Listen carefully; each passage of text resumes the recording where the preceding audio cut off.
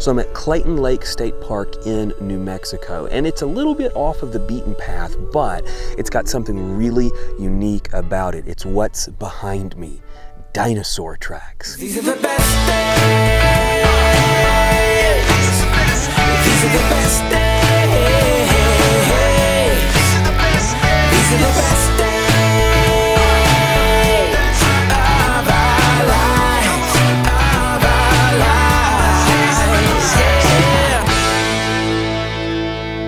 Let me tell you the story of how these were discovered.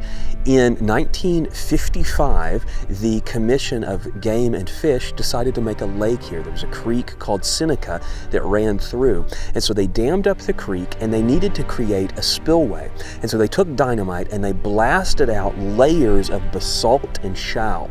Now, they didn't discover the dinosaur tracks at that point. In fact, all that did was expose lower layers to the elements. It wasn't until 1982, the year I was born, incidentally, unrelated, that the lake flooded and it washed away the extra layers that were on top of these dinosaur tracks. And so it wasn't until 1982 that these dinosaur tracks were discovered after sitting here for many thousands of years. Now, the reason why they're here is because behind me was a shoreline at some point in prehistory. There was a large lake or body of water of some kind, and this was usually very muddy. At some point in history, a volcano blew up and covered this entire area with shale and basalt and other kind of volcanic material. And so these tracks were hidden for a very long time. But here's the lesson. Just because people didn't know these tracks were here didn't mean they didn't exist. And that's kind of an analogy for my experience as I discovered the concept of eternal rewards. In the chapter in the book called Discovery, I talk about the fact that I listened to many sermons, many Bible studies, many talks about biblical themes, and only maybe one time in all of those years did I hear a talk about eternal rewards as something distinct from salvation.